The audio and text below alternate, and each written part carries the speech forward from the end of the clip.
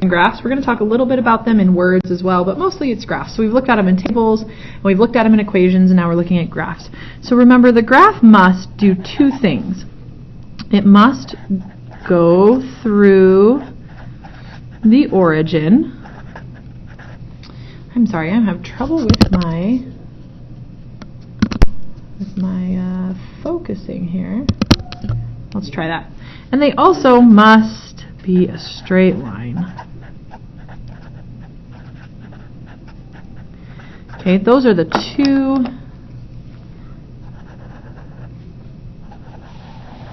requirements of the graph. So let's take a look at what that would look like. If I have these points, remember this is our x and this is our y. If I have something like this, yes, it goes through the origin, but no, it's not a straight line, so this is not proportional. Okay. This one goes through the straight line is a straight line and goes through the origin, so this one is proportional. Let's see, one more. Should we do one more?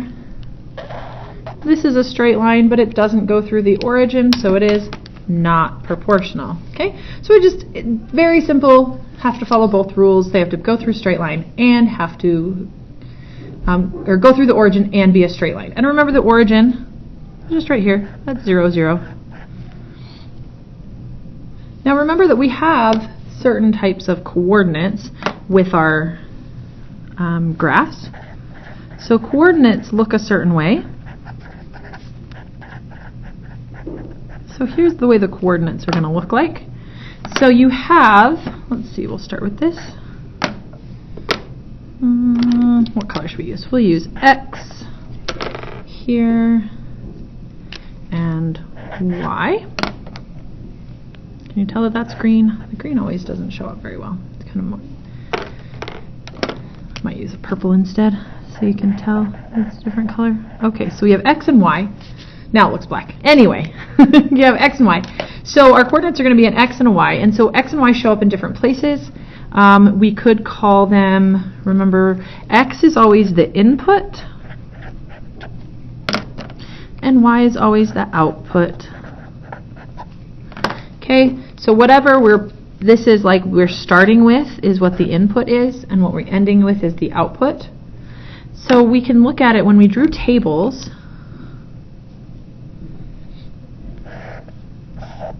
We had our X here, we had our Y here, and that meant this is where we start and this is what we want, right? So we start here and we move over there, okay?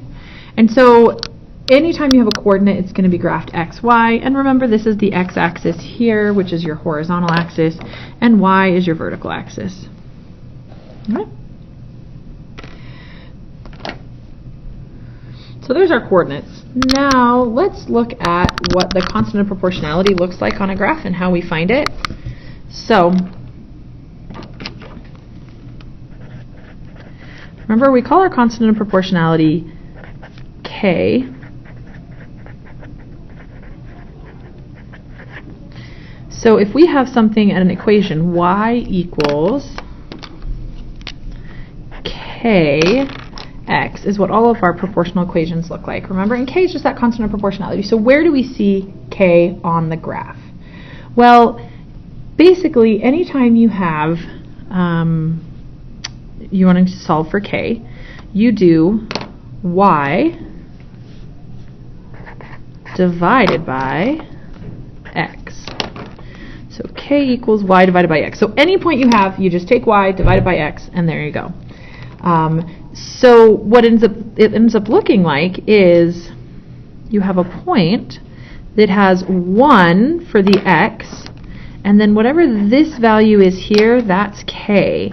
And because, you know, constant proportionality says for one of these, how many of these do I have, right? So if I have 1 minute, how much does it cost? Or if I have 1 cup of sugar, how many cups of flour? Oh, remember, constant proportionality says for 1 X, how many Y do I have? So that's why this is this, like, for 1 of whatever our input is, how many of our output do we have? Okay, so that's how you find your constant of proportionality. let's look at where we can actually find it on a graph. So let's take this graph here. Now let's remember that this is x. I gotta find the right color. This is x, and this is y. So if you have a graph that looks like that, here's a point on the graph. Let's call that point 3, 4. Okay, so you have this point 3, 4. If you want to find the constant of proportionality, all you do is you take the y value of your point and divide it by your x value of your point. So in this case, we'll say example, find k from the graph. How are we going to do that? Well, we're just going to do y divided by x. So that is 4 divided by 3. So k is 4/3. So if I wanted to write an equation,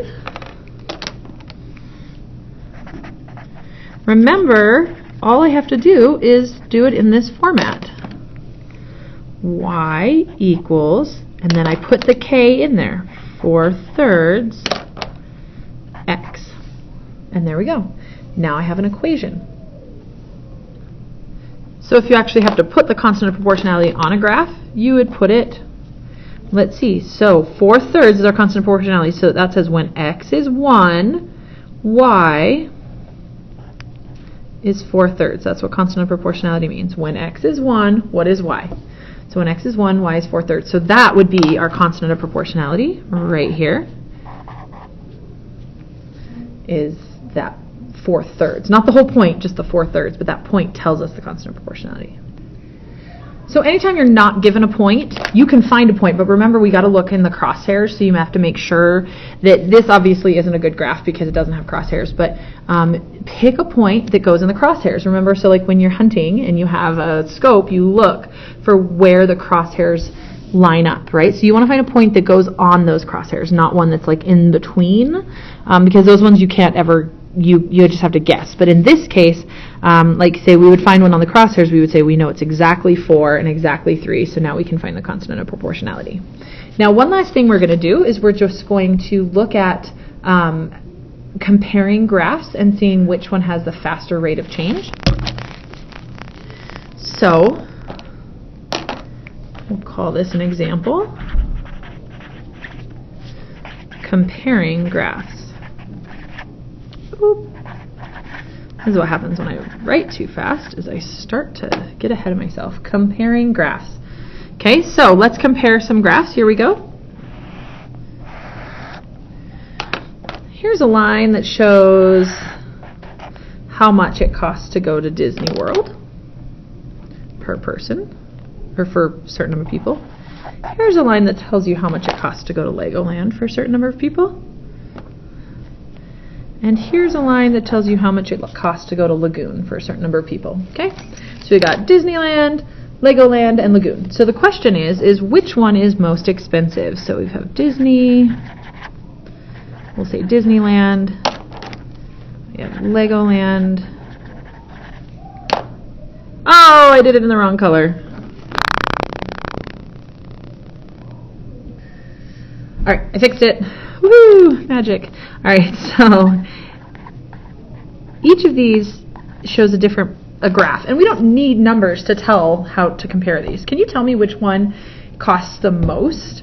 Well, some people do it different ways, but you can look and see that this has the steepest line, and if it has the steepest line, therefore it costs the most. But what some people like to do is they like to look at this. So let's say this is number of days, and this is the price. So if you look, this is the price. Here, if these all had the same, if I paid the same price, let's say right here, I paid the same price, Disneyland, I don't get as many days as I get for Legoland, and I definitely don't get as many days as I get for Lagoon, right? Because this is much further over. So at this point, if I pay the same price, I actually get more days. Or you can look at it this way. Some people prefer to look at it this way. For, say, 2 days, this is the cost for Lagoon, this is the cost for Legoland, and this is the cost for Disneyland. So you can see that I pay a lot more. So the higher or the steepest line the steeper the line,